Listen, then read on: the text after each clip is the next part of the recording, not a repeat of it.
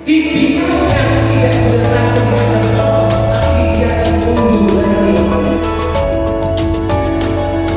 pembelajaran kepada kita bagi perbedaan yang pertama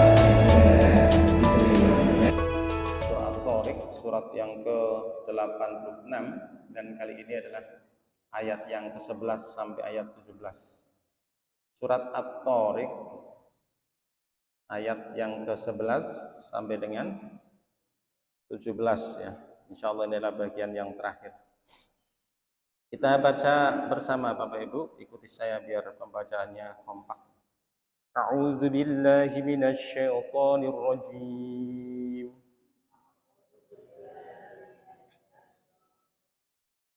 Bismillahirrahmanirrahim.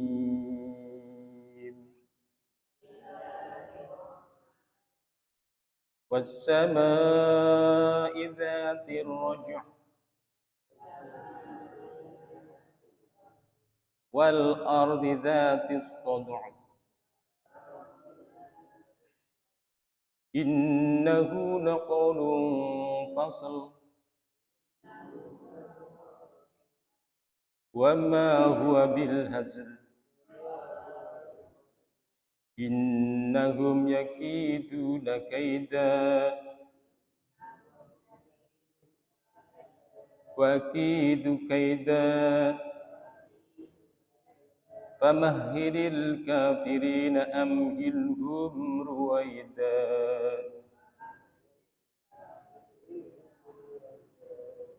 Shadaqallahul azim. Bapak sekalian, di bagian ayat yang ke-11 ini Allah masih bersumpah ya atas langit ya. Allah masih bersumpah terhadap makhluknya, yang kali ini persumpahan Allah terhadap makhluknya langit. Was-samaa'i, demi langit. Zat yang memiliki. Ar-raj', ar-raj' itu dimaknai di sini sebagai hujan ya. Nanti ada mufassir yang lain memaknainya sebagai awan, mendung. Tapi sebetulnya itu satu garis, satu makna ya. Hujan, mendung, awan sama seperti itu, satu garis, satu makna. Demi langit yang memiliki hujan. Demi langit yang memiliki hujan. Allah berulang kali bersumpah atas kejadian atau atas makhluknya ini dengan maksud agar kita memperhatikan apa yang telah Allah ciptakan dan akan terpulang kembali dengan kekuasaannya, atas kekuasaan Allah. Karena banyak orang yang kemudian tidak menyadari atas kekuasaan Allah, sehingga yang terjadi banyak manusia itu kemudian menyimpang dari aturan Allah dan Rasulnya karena tidak punya kesadaran yang utuh tentang Allah sebagai Tuhannya, Bahkan dia tidak mengingati akan hidupnya di muka bumi Allah itu tidak lama, tidak mengingati itu.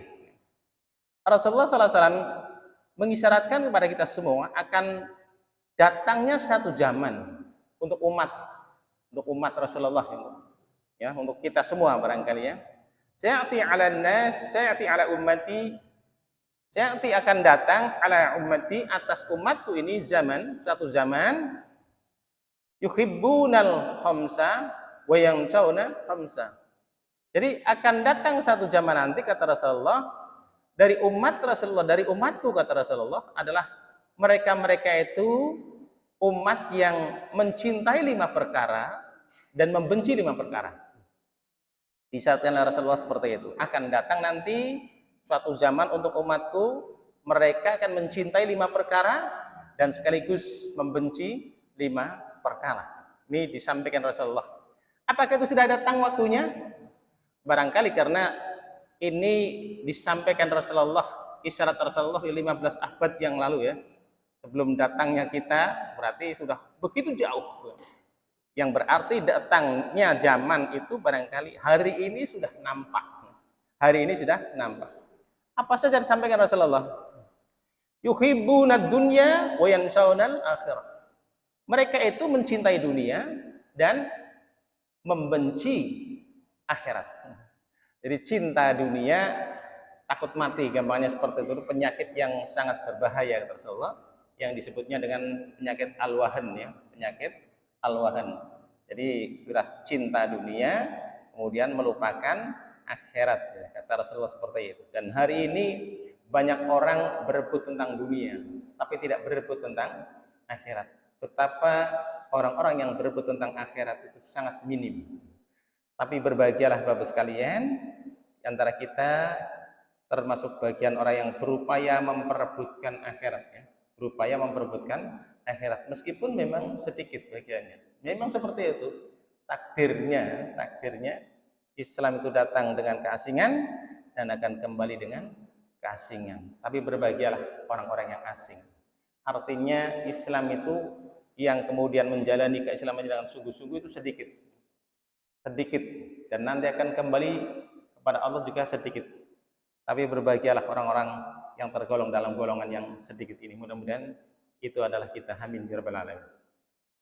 Yuhibbunad dunya, dinyatakan di sana, yuhibbunad dunya, ini mencintai dunia, wa yansawna akhirah, dan melupakan akhiratnya. Jadi dan ini sekaligus sudah nampak seperti itu. Wa yuhibbunal hayata wa yansawnal maut. Mencintai hidupnya dalam pengertian cinta hidup dengan keduniaan, gemerlapnya dunia ya, dengan poya-poyanya dunia ya. Tapi melupakan al-maut, melupakan mati. Jadi, mencintai hidup, melupakan mati. Yang tadi pertama mencintai dunia, melupakan akhirat. Yang kedua mencintai hidup, melupakan mati. Orang kalau sudah tidak ingat mati, wah, berbagai cara ditempuh ya. Berbagai cara ditempuh. Sejatinya orang yang paling cerdas adalah orang yang banyak mengingati kematian. Karena sungguhnya hidup yang sungguhnya adalah hidup di negeri akhirat, bukan di negeri dunia, tapi di negeri akhirat. Maka ketika dia ingat mati, akan berhati-hati dalam segala tindakannya. Sehingga banyak ingat mati itu akan menuntun dirinya menuju kebaikan-kebaikan, melakukan amaliyah yang baik. Wa yuhibbunal qusura wa yansawnal qubur. Mencintai bangunan-bangunan, mencintai gedung-gedung, rumah-rumah yang dibuat dengan megah, tapi di sisi yang lain juga melupakan tentang kuburnya.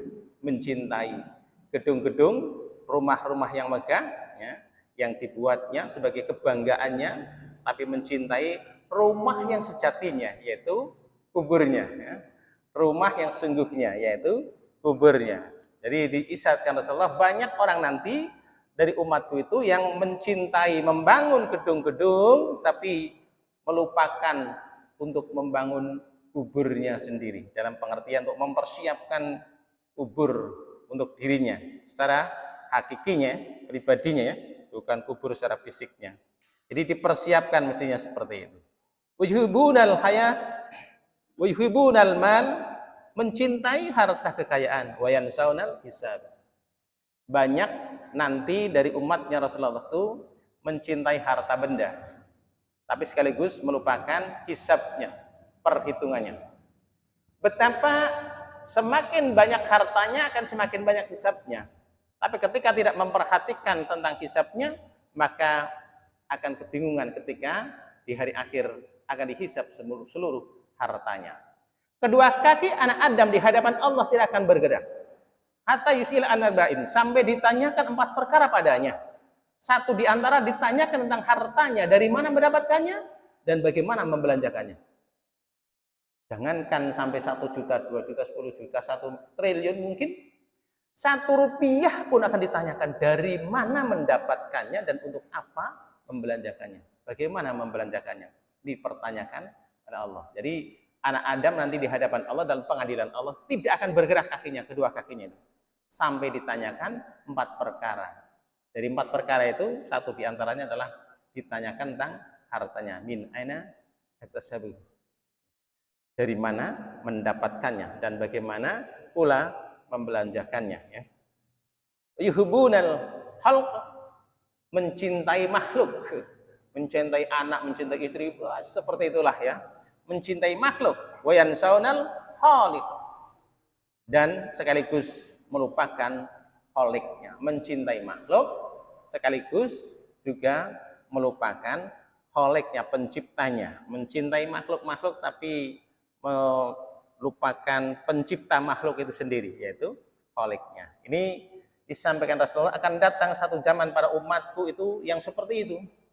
Maka berupayalah kita untuk bisa terhindar dari apa yang disampaikan Rasulullah tentang prediksi Rasulullah 15 abad yang lalu.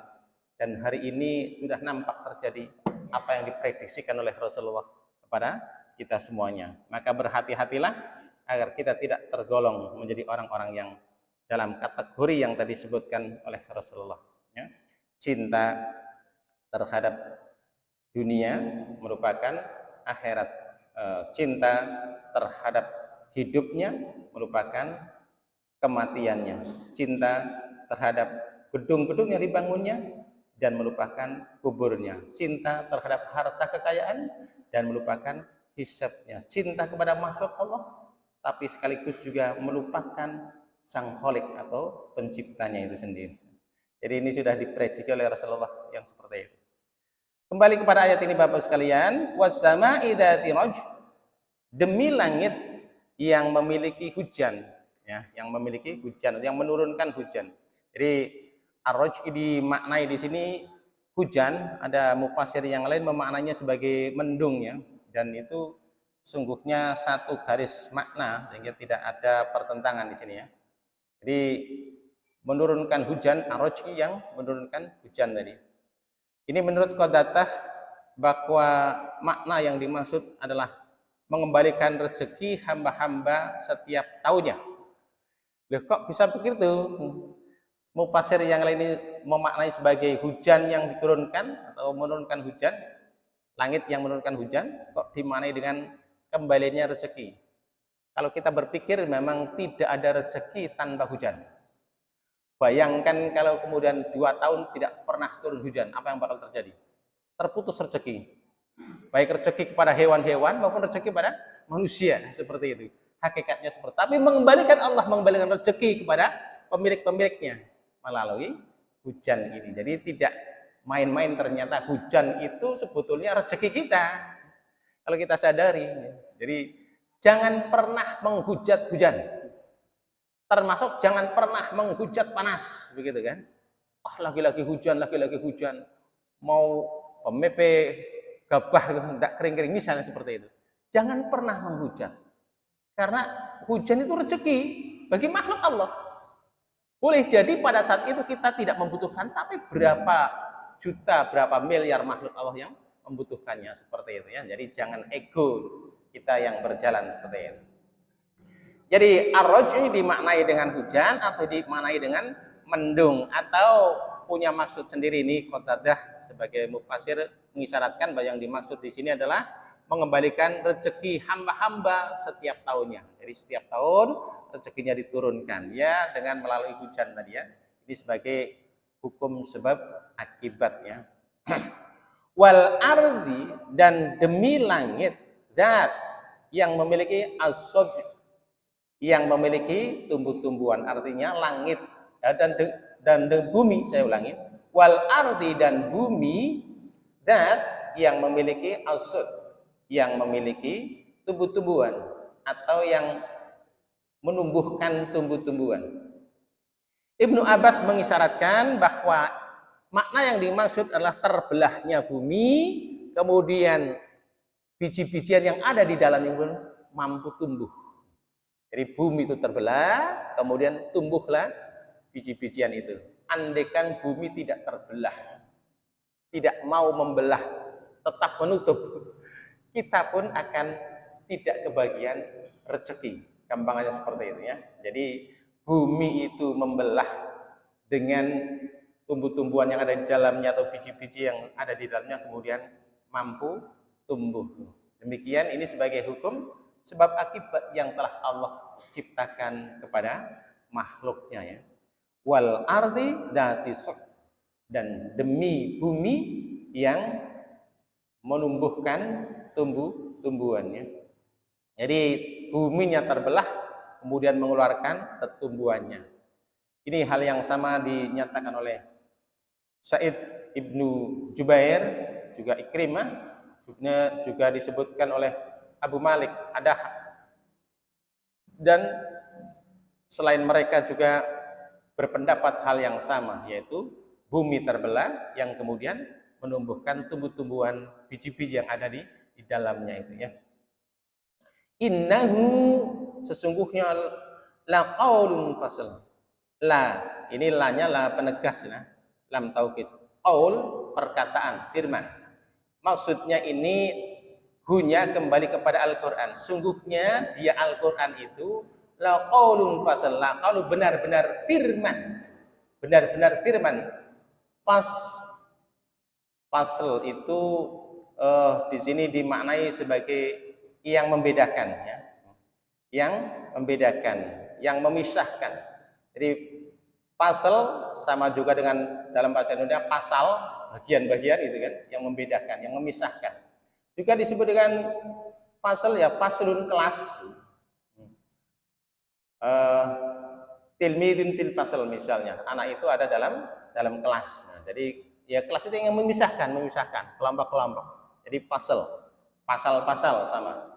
Innahu laqaulun fasl, sungguhnya Al-Qur'an itu benar-benar firman Allah. Firman Allah yang membedakan, yang memisahkan antara yang hak dengan yang batil. Jadi Allah memberikan persumpahan atau penegasan 2 kali persumpahan. Innahu sudah menyungguhkan, ditambah lagi dengan lam taukid, laqaulu, benar-benar firman.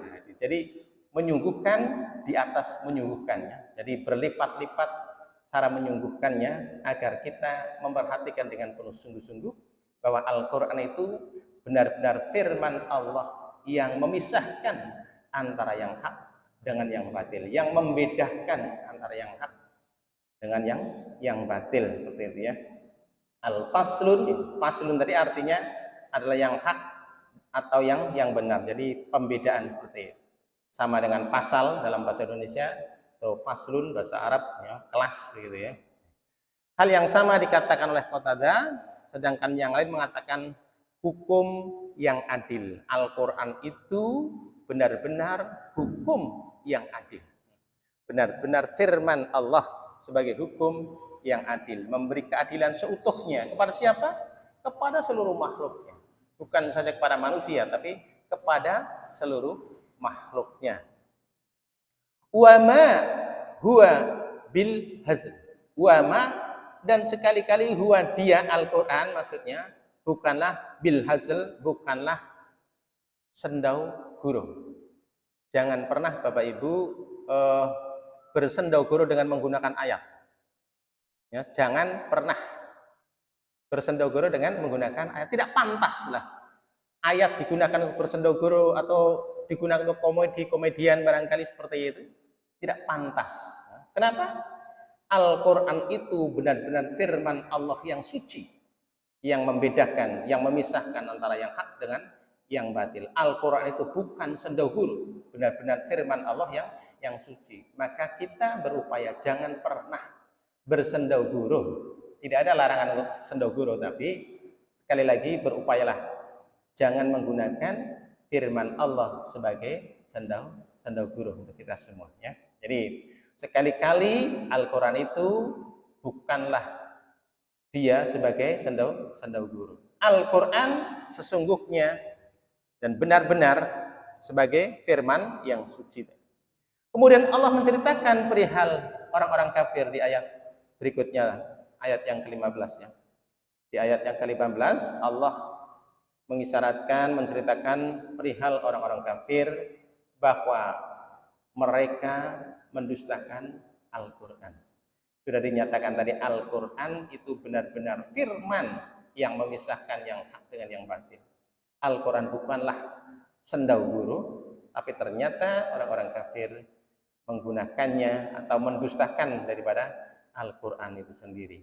Bahkan mereka menghalang-halangi manusia dari mengikuti jalannya, mengikuti Al-Qur'an itu, ya.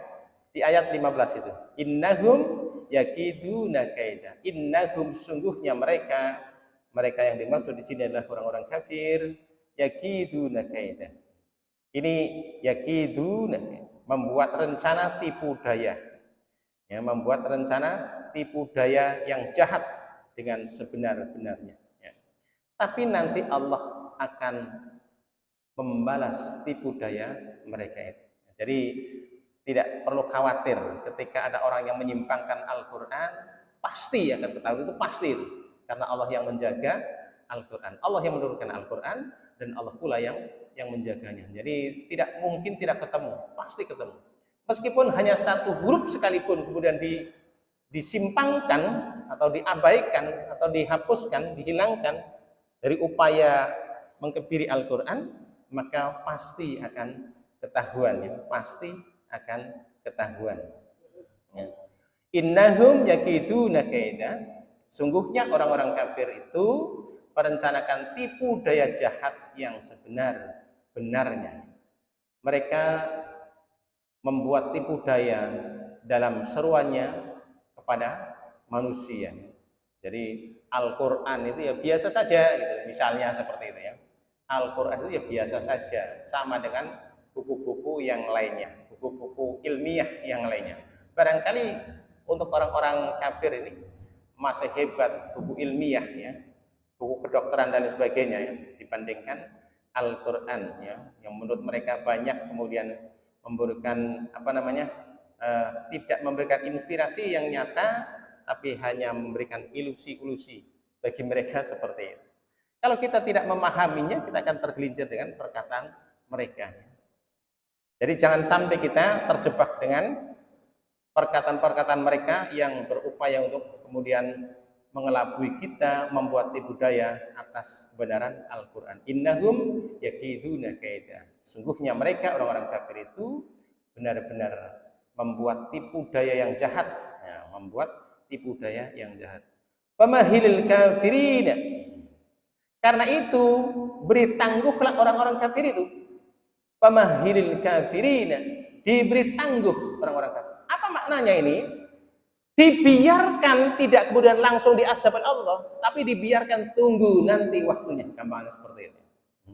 Amhilhum ruwaidah, yaitu diberi tangguhlah mereka itu barang sebentar. Apa maknanya? Menunggu kalau sudah mati. Nanti kalau sudah mati akan tahu dia. Akan tahu. Ini pun mengisyaratkan pada kita, bagi orang-orang yang beriman, ketika kita tidak punya kemampuan untuk menghalangi mereka, kita kemudian akan memperolok mereka di hari akhirat. Itu loh yang dulu kamu lakukan di dunia untuk mendustakan Al-Quran. Maka kemudian kehinaan yang teramat sangat yang kemudian akan diterimanya, ya. Jadi famahilil kafirina amhilhum ruwaida. Karena itu beri tangguhlah orang-orang kafir itu, yaitu diberi tangguh mereka itu barang sebentar saja. Ruwaida, sebentar saja. Maksudnya waktu yang sebentar. Maka kelak kita semuanya akan menyaksikan apa yang bakal menimpa mereka. Apa itu? Azab yang sangat berat, pembalasan dari Allah, dan hukuman serta kehancuran bagi mereka atas perbuatan mereka mendustakan ayat-ayat Allah, menghalangi manusia dari mengikuti kebenaran Al-Quran. Jadi ini mengisyaratkan kita jangan sampai kemudian kok orang berbuat seperti itu kok tidak segera mati gitu. Tidak usah minta seperti itu, nanti akan tahu, ya, ketika kita mempersaksikan orang jahat, ya, baik secara langsung pada umat Islam maupun tidak langsung, kemudian kita membuat penilaian orang yang jahat seperti itu tidak mati-mati, ya, itu sejatinya ini diisyaratkan oleh Allah, tunggu sebentar lagi pasti mereka akan merasakannya, dan mengisyaratkan pula tunggu sebentar lagi pasti kamu semua akan menyaksikan apa yang bakal menimpa kepada mereka itu. Jadi mengisyaratkan seperti itu agar kita tidak terjebak dengan perkataan mereka atau kemudian meminta disegerakan, pasti kita akan menyaksikan apa yang diperbuat oleh orang-orang kafir ini sebagai pembalasan dari Allah SWT. Di surah Luqman ayat yang ke-24 Allah pun memberi isyarat kepada kita semua. Numatti'uhum qalilan summa nattaruhum ila adzabin ghalidh. Dinyatakan oleh Allah, kami biarkan mereka bersenang-senang sebentar. Jadi orang-orang kafir itu ya hidupnya kelihatan mewah di muka bumi. Ya memang seperti itu. Kami biarkan mereka bersenang-senang sebentar, kata Allah, sebentar. Kemudian kami paksa mereka untuk masuk ke dalam siksa yang sangat keras. Setelah matinya pasti akan mendapatkan balasan. Jadi Bapak sekalian, tidak perlu kita iri dengan orang-orang kafir yang hidupnya mewah. Orang tidak pernah sholat, tidak pernah ini kok hidupnya seperti itu kan. Seakan-akan kita kagum. Tidak perlu kagum kita. Ya memang takdir seperti itu. Tidak perlu kita beriri tentang urusan duniawi ya. Allah sudah membuat rencana yang sangat matang.